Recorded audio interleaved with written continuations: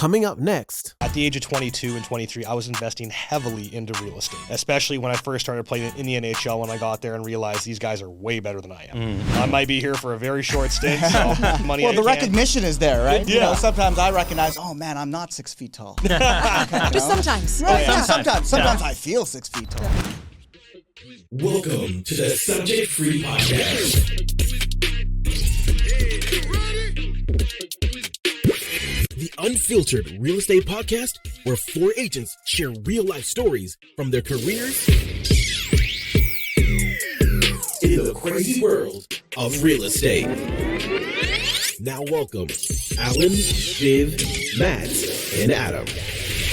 Welcome to the Subject Freak Podcast. Woo! Brought to you by Legacy Brew. See, I'm Legacy getting Brew? better at mentioning Legacy Brew. I Yeah. used to always have a problem with remembering the would sponsor. always forget the Always sponsor, fun. and I'd rag on him. That's a I'm like, problem. Yeah, that is a Big Yeah. problem. little bit of a problem. Yeah. So and then after he finally got the sponsor right, but then he called the podcast a broadcast. I was like, yeah. what is going? Tongue Nobody's twister. perfect here. Okay, nobody's perfect here. You guys nailed it now. Yeah. though. Yeah, well, we see, got that's it. what I'm Very saying. We're impressed. finally getting this after what? How many? 87 episodes. No, I'm joking. Yeah, no, probably at, we're getting into about the 20 range, I think. Yeah, right now, yeah, so we're there. finally getting it. So, welcome to Subject Free Podcast, which I almost screwed up there, right there. It's because we It's because we talked about it. talked about it. That's why. Okay, take 3. And take 3. Okay, we got it. Alan, myself, obviously, I'm Adam, Vic, and Ali. Welcome to the Subject Free Podcast. Yes, Thanks for having us. All right, all Very happy to right. be here. So, you guys are investment gurus, and I've kind of followed, especially your stuff online. And Vic, we're kind of, just getting acquainted now. But what I love about your stuff, Ali, is that it's very, outside of the box thinking in terms of looking at always different avenues to invest, And cash diversify. flows, and diversify. Yeah. It's not just, hey, buy this pre-sale condo because I know how to sell pre-sale condos. It's, hey, what's coming up next? What are the things that we can look at in the investment landscape that really will help our clients? So that's what I've always appreciated about your stuff. Thank you. Yeah, and Vic, now you guys have kind of come to us together on this. So Vic, maybe I'm not as aware of what you do and what your story is. So maybe you can just Other than start with being that. such a handsome man. obviously, Jeez. other than that. So maybe you can help us with that story. Well, first off, thanks a lot for having us here, guys. Yeah. Appreciate the time. A little bit about myself. I'm from Maple Ridge, BC, just across the bridge here. Born and raised there since the age of 5. Left home at around 15 to go play hockey. I played in the Western Hockey League here locally, and then as well, I played professional hockey for 15 years. Played for the Nashville Predators in the NHL, the Montreal Canadiens as well. Played overseas in Russia, Sweden, Switzerland, you name it. Kind of traveled the world, been everywhere, done everything. So kind of the whole process of how we kind of came here was talk about real estate in general and how at the age of 22 and 23, I was investing heavily into real estate, especially when I first started playing in the NHL. When I got there and realized these guys are way better than I am. I might be here for a very short stint, so I'm going to make the most amount of money Well, I the can. recognition is there, right? Good time, a long time. It's like sometimes I recognize, oh man, I'm not 6 feet tall. Just sometimes. Right? Yeah. Sometimes I feel 6 feet tall. But, I remember when I got there, I was like, I am by far the worst player in this team. I'm going to be out of here real quick. So while I'm here, I'm going to make as much money as I can and figure out a way to keep that money growing as fast as I can and long as I can. That's how real estate kind of came into play for me. Not to date you or age you, but what year was this about? This was back in 2013, 14, give or take. Yeah. Gotcha. Okay. Yeah. Cool. And from there, I signed as a free agent for the Nashville Predators and started heavily investing up and down Music Row there. Okay. That's that one street where all the famous songwriters like Carrie Underwood, Jay Staldine, they all write their songs in those little houses. Yeah. And at the end of those streets were two major universities, Belmont University, which is a private music school, and then Vanderbilt University. A lot of money. So at the time, my thought process was, I'm just going to start putting down payments down on these because they were like $200,000 back then. Yeah. $200,000. And I'm sitting there thinking, okay, if I have a daughter and I have her going to Vanderbilt, I want to make sure she's somewhere safe, brand new, secure, and I'm going to prepay all that rent. So what I did was I just started buying condos up and down Music Row, putting down 20%, filling them with all these students that were going to Vanderbilt. And as I started to see Nashville just absolutely boom and skyrocket in value, I'd have friends come visit and they're like, this place is insane. It's incredible. Like, what a weekend town to go on Broadway and have a blast. See, you were smart though. Probably less concussions Yes. from playing, right? So then you were able to. Those all came in the latter part. Yeah, the latter part. That's when you stopped investing. You're like, Yeah. no, I'm joking. No, it's so true. Like, a lot of my teammates are like, you're an idiot. Why are you buying real estate, Vic? Like, why are you doing this? And I'm like, well, what are you doing? Those They're were they're spending $50,000 to $60,000. those were the on a weekend in enforcers, Vegas. Yeah, right? like they're Is what buying, most these of guys them are are doing. buying, like, Yeah, these guys for are sure. buying Ferraris, and I'm sitting there, I'm like, I'm the lowest paid guy. Like, Yeah. I'm not buying that. Meanwhile, I'm like, what are you doing? They're like, oh, it's with my financial manager. And I was like, well, I had multiple throughout the years, and I was like, they're not making me even close to what I'm making doing this. Yeah. So it just made more sense overall. And once again, for me, it was just an education thing. I wanted to do something other people weren't doing. So I started doing things like buying single family homes, learning the tax code, which is the biggest thing possible, learning how to do 1031s, scaled up to Airbnbs, got into office space, did the whole works kind of from A to B, or A to Z, sorry. And then COVID hit.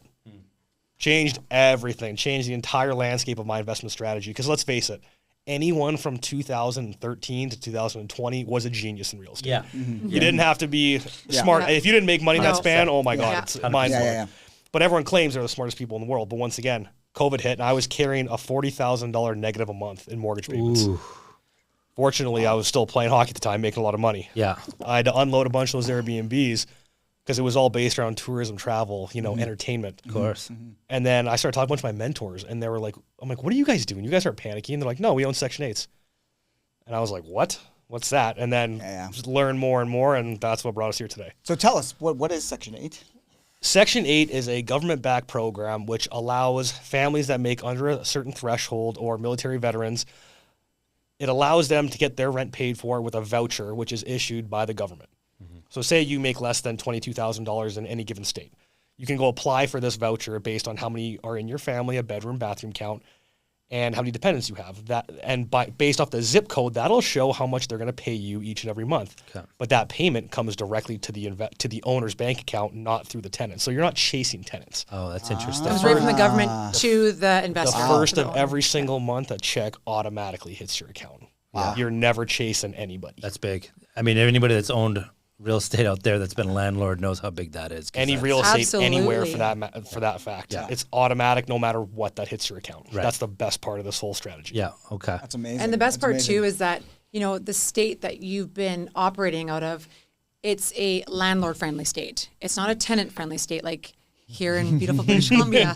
And so it doesn't take 6 months or 8 months to get rid of a tenant that's staying for free. It can take 30 days, and a bailiff is there to escort them out.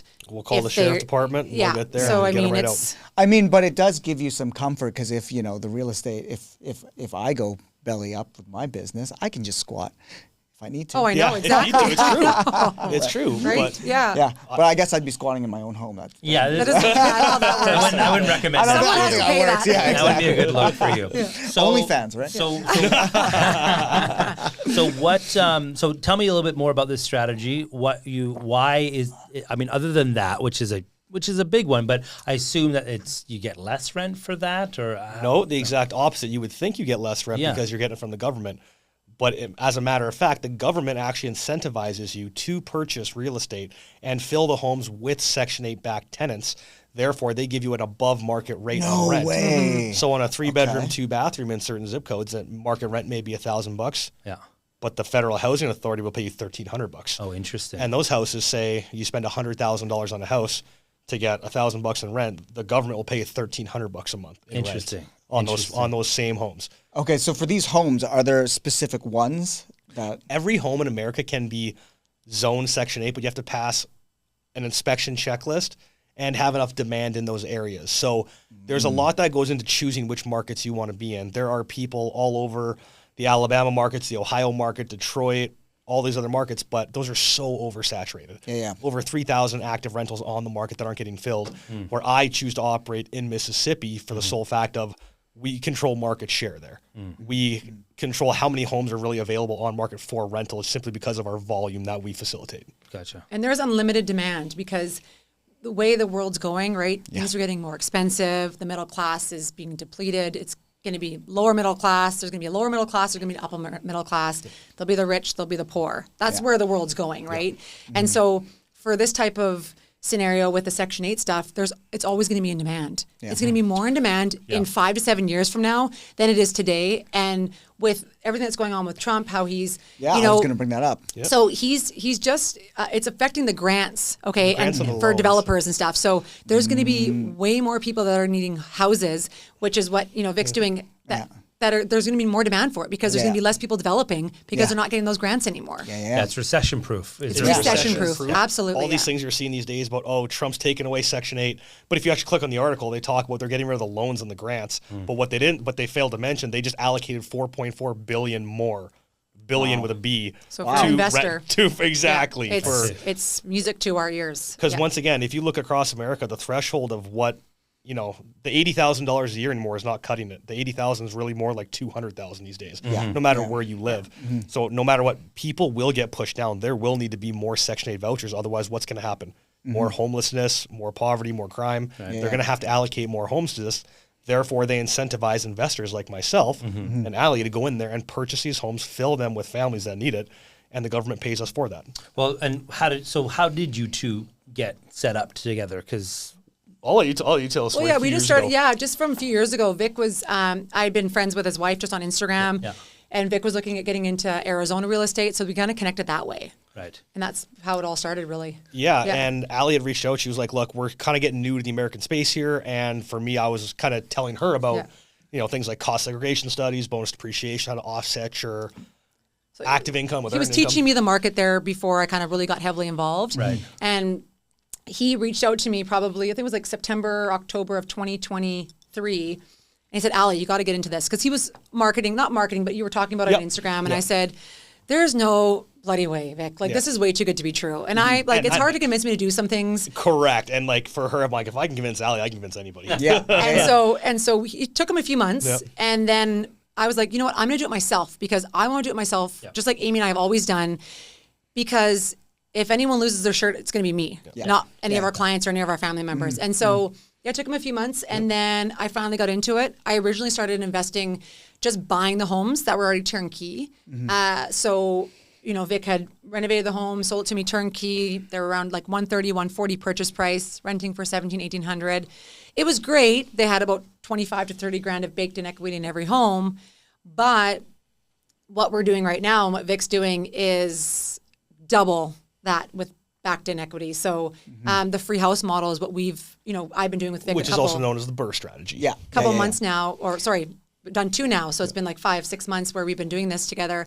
And every home that I'm purchasing with Vic, we're getting $60,000 to $80,000 of built-in equity with zero money in the deal, and it's still cash flowing between $300 to $450 a month. So go back on that because I don't know the BRRRR strategy. Okay. So what it stands for is buy, renovate, rent, refinance, repeat. BRRR.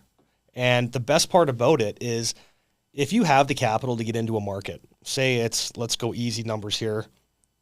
You're all in. You buy the home for $100,000. You're in at an $80,000 renovation. That home we know will appraise at $250,000. Now, how do you know that? Because we have done this so many times in these neighborhoods. I think go over how many homes you've renovated in the last 2.5 years. Over 300 houses. Okay. Wow. Okay. Yeah.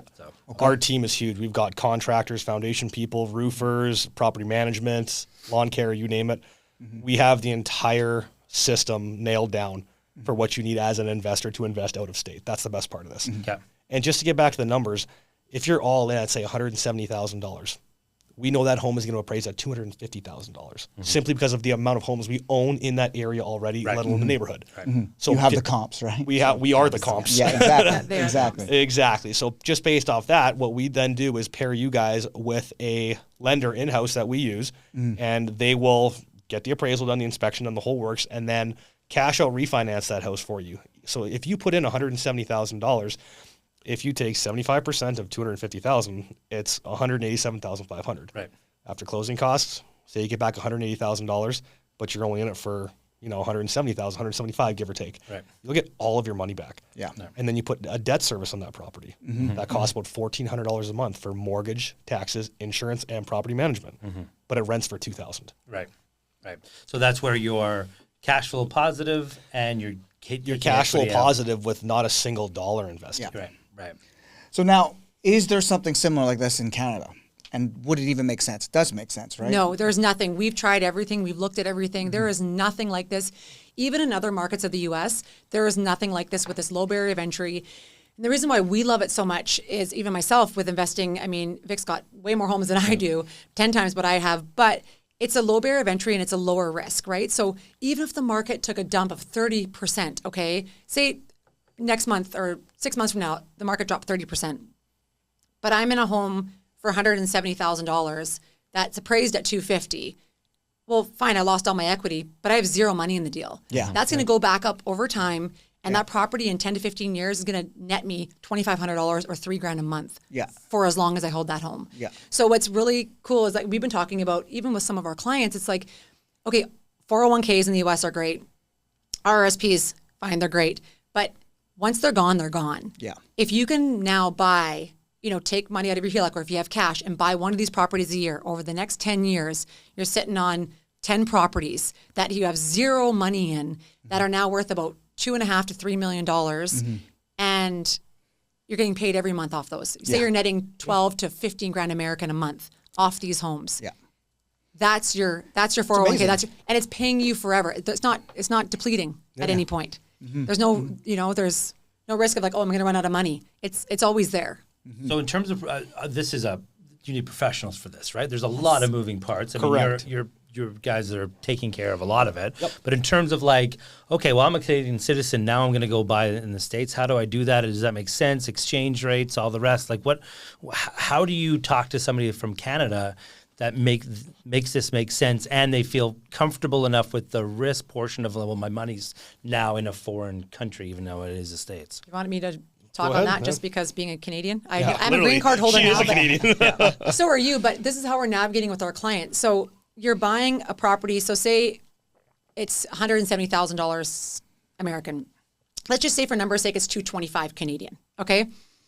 You're taking that money and you're putting it in. Yeah, it's a risk that you might have to keep 10 or 15 grand in the deal if the market changes by 30 or 40% in the 3 months that you're doing the renovation. Likely not going to happen, but let's just say that's a risk there. You're still have an asset that's going to be worth, say $200,000 instead of $250 or $210. And then you're putting that money back into your account. So if you're taking a HELOC out, for example, Canadian HELOC or Canadian cash, you're putting it into that property. But then when you're refinancing, you're taking all the money back out.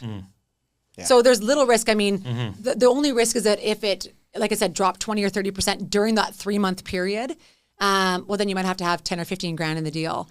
And on a asset that's still going to be netting you, $300 or $400 a month. So the HELOC is based in Canada. It's based in Canada. So all you're doing is basically taking some Borrowing equity your in your money. home, taking it out, and then obviously doing a currency exchange, and there you go. What about taxation? Do you have to now be filing an American tax? You do. Okay. Yep. So we have accountants and lawyers that help you set up everything.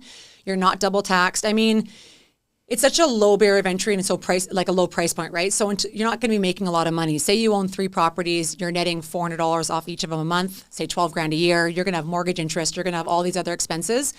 So you're going to be under the $25,000 threshold. So you're not, until you get into another level and they're paid off and you're making more money, well, then you're going to be set up the proper way through our accountants or lawyers with the appropriate structure, right? So if you're only going to be doing a few, I mean, you're not really concerned, but if you're going to be doing multiple, you definitely want to set up the structures properly so that when you are making money that you are saving and working through the appropriate tax loopholes in the U.S.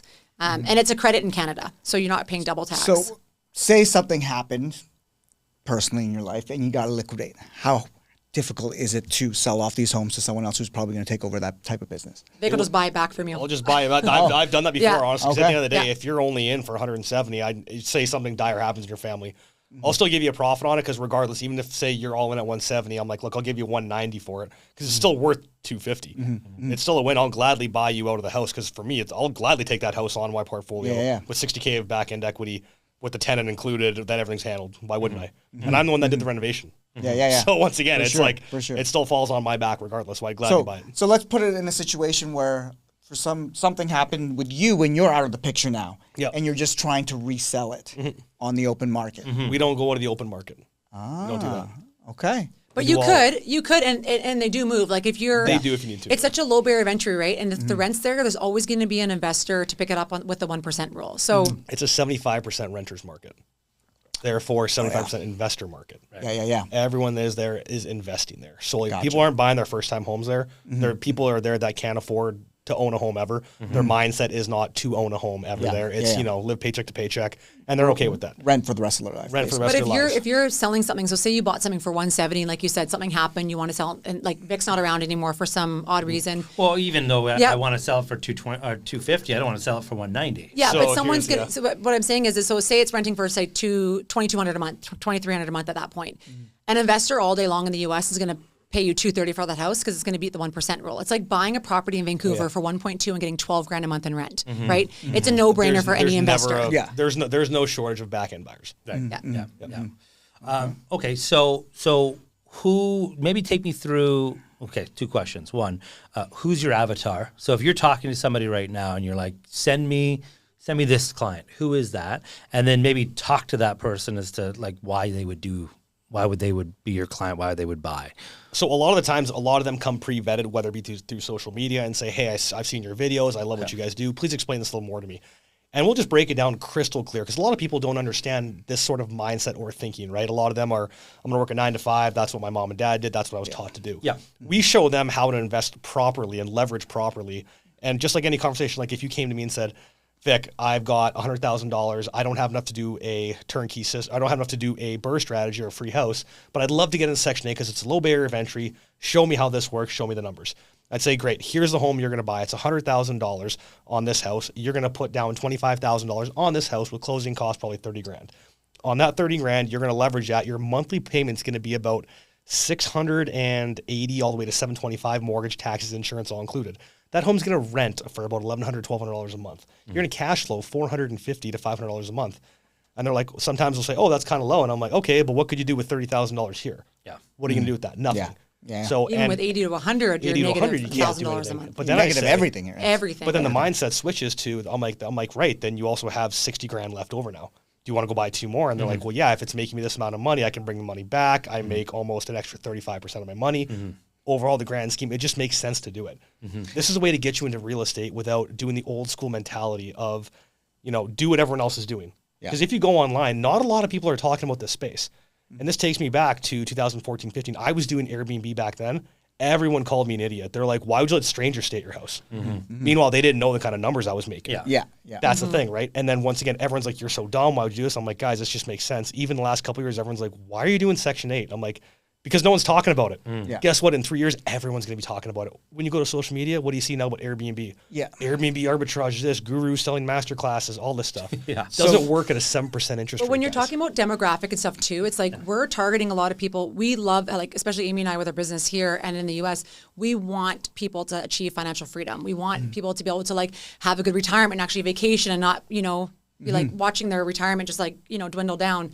So for us, we're focusing and seeing a lot of clients between the ages of like 30 to like 60 that are getting into this because they're like, okay, well, in 10 years, if I buy 2 or 3 of these and I use the cash flow to pay them off, when I retire in 10 or 15, 20 years, I'm sitting on, 3 properties that are bringing in $2,500 American a month forever, right? Yeah. And so, and if I ever need to sell one, I can sell one. I'm still making $6,000-7,000, a month. Yeah. So it's not, you don't have to buy a lot of them in order to like have a decent retirement or a little nest egg on top of your pension or whatever else you have. Right.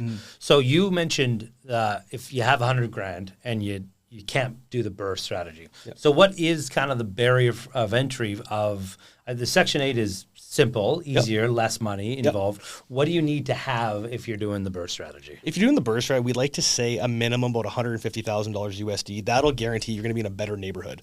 Okay. Once again, we don't want to be doing the BRRRR strategy in the lower D-class neighborhoods because you run the risk of your home getting trashed, things getting stolen. Whereas if we go to the higher end neighborhoods, it's going to attract a better clientele, a higher appraisal, better appreciation, and great cash flow at the same time. What states are the higher end ones in? For us, it's not within the state, it's within the zip code of those states. So you can, like I said, you can go online, type in Section 8, and you're going to see places like Detroit, Alabama, St. Louis, and Ohio, littered with Section 8 homes everywhere and tons for rent on the market. But what they don't know is every single housing authority operates differently. They're all independent operating. So we have a great relationship with the two housing authorities in Mississippi where we invest in.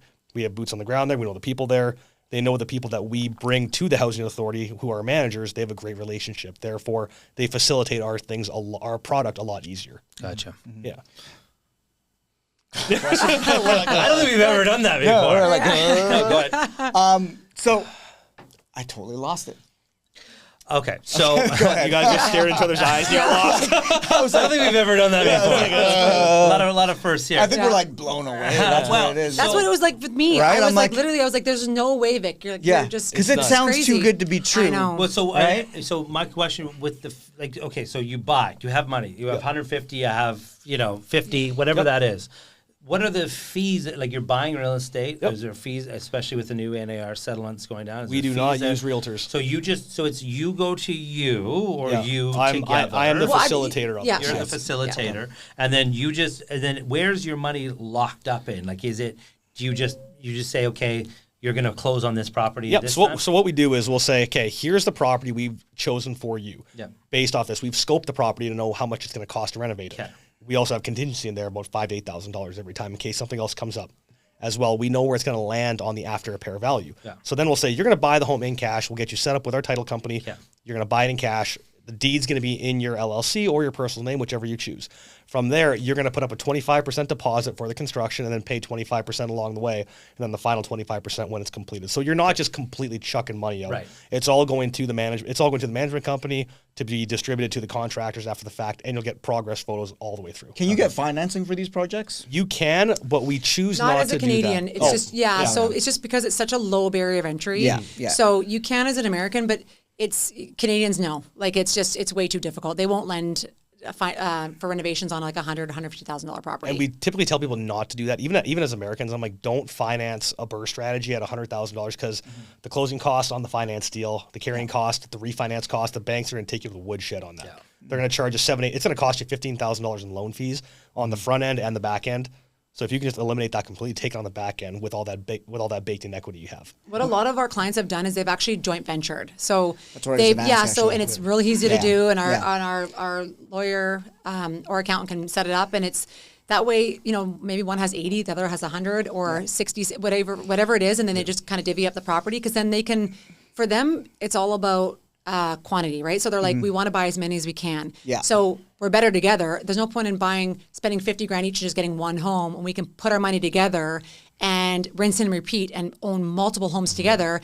And So that's what I was going to ask. Like, have you ever done like a group, like a REIT, like like have it? We've never done a REIT, no. Registering, all that stuff. We've never gone through that model.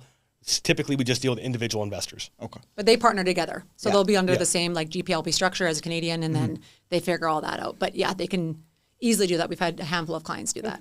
And in terms of property management, I know that the federal government is paying you, but Yep. who's managing the properties? Because you're obviously not there. We deal with about 4 different property managers that also deal with my properties as well. So Okay. anytime that I say, hey, my client, they know right away the type of level of service that they have to give. Right. So when you're talking rents, are you talking that's, I guess, gross, not net, right? So Yes, we talk gross rents, exactly. gross. Okay. So what do the property managers charge about, and does that must eat into your profits a little bit? They though? charge a half a month's leasing fee instead of a full month's leasing fee. Okay. And then it's 10%, that's it. 10%. Just 10%.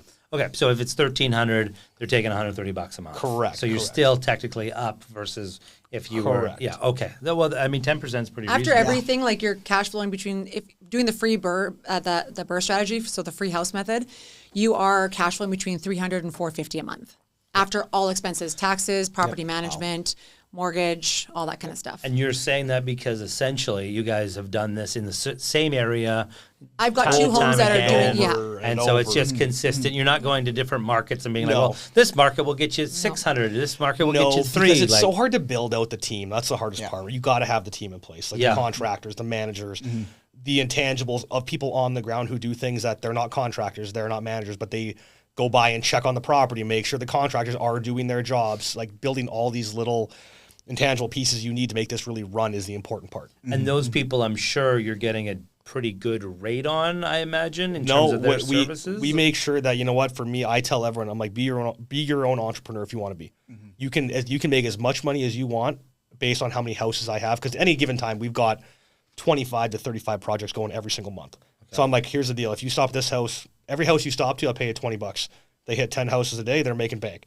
Way more than they would going to work somewhere else. That's why I say, if you work hard, give good reports back, we pay you very well. Yeah.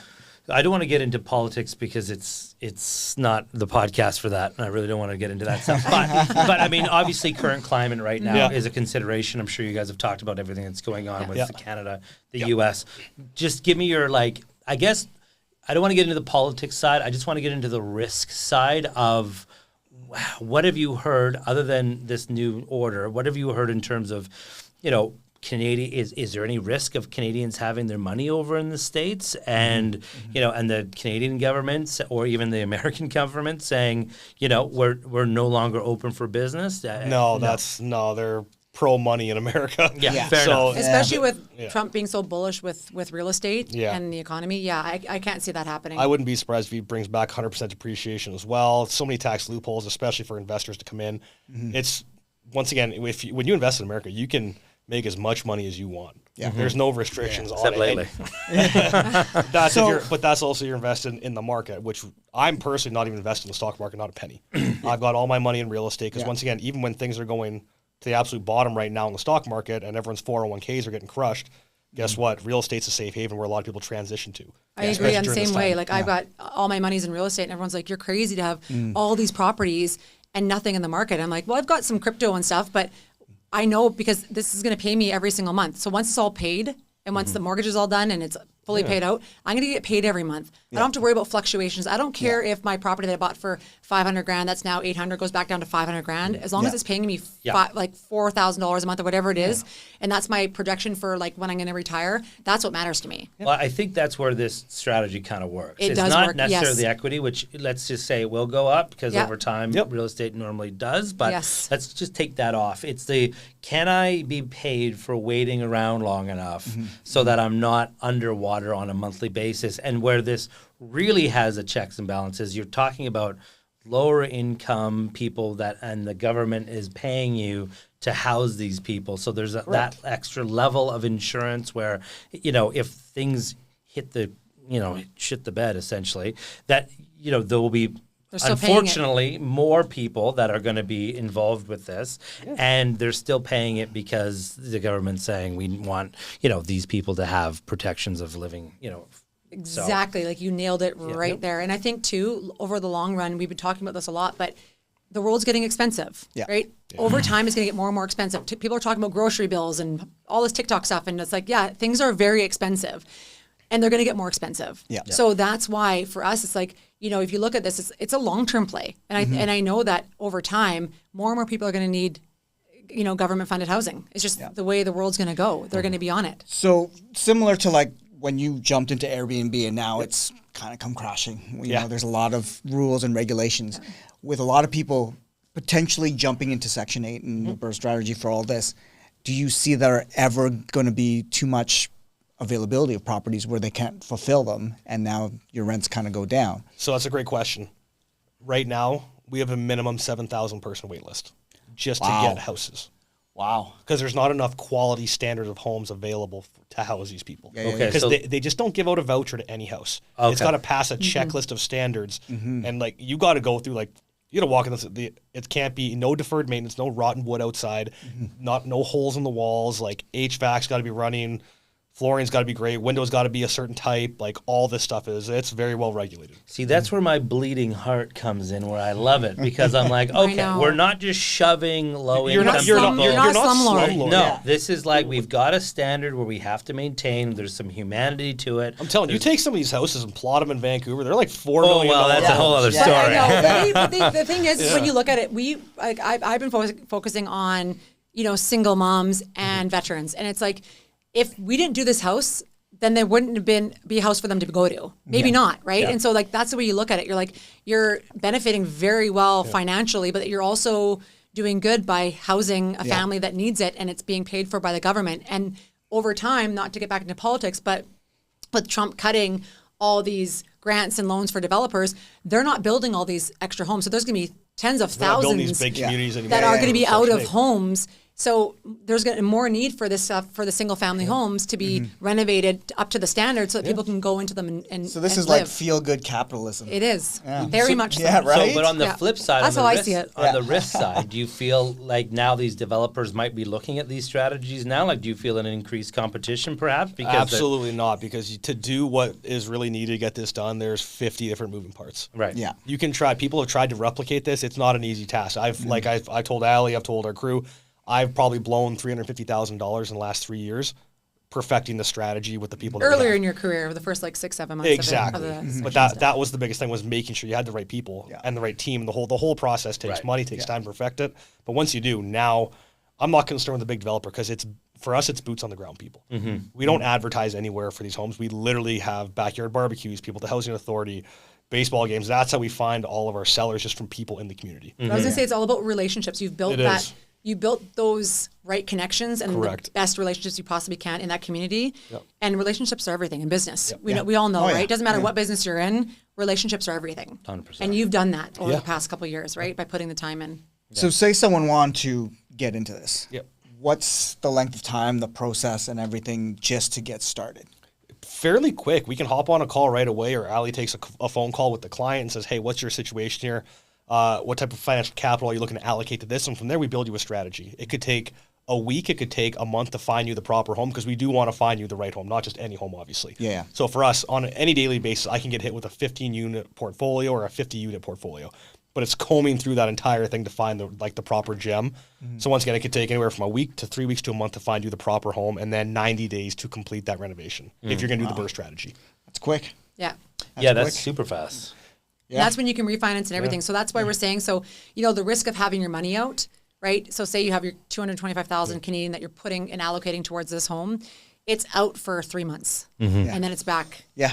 As That's quick crazy. as- Can I as crack quick these as guys, or these guys? Yeah, I don't yeah, use go these for ones. it. These Go are for great. it. Well, we're at the end anyways. Right, so it's back before it was even out, right? So that's the nice thing about the quick renovation. It's not 6 to 7 months. Yeah. It's 2 to 3 months. Yeah, I Yeah. mean that's We're that's not crazy. like these guys that come in and flip like 3 houses a year and take 9 months each to do it. Like we're very quick in, because remember, a lot of these homes, they're 3-bedroom, 2 bathrooms, or 4-bedroom, 2 bathrooms, but they're only 1,500 square feet. Yeah. To renovate them, and if something comes up in the future, like a roof repair, it doesn't cost $20,000 to fix a roof. It's like $4,000. And this is like government paid too, right, for the rent. So then they need it right away. They so need it right they away. need to turn around to be fast, which is Yeah, with- really on your side, right? Yep. 7,000 Exactly. on the wait list. There's no shortage. There is zero shortage, and they're only issuing more vouchers per That's amazing. year. It's crazy. So if somebody wants to get a hold of you guys, how would we get a hold of you other than obviously Instagram or whatever? How do you get a hold?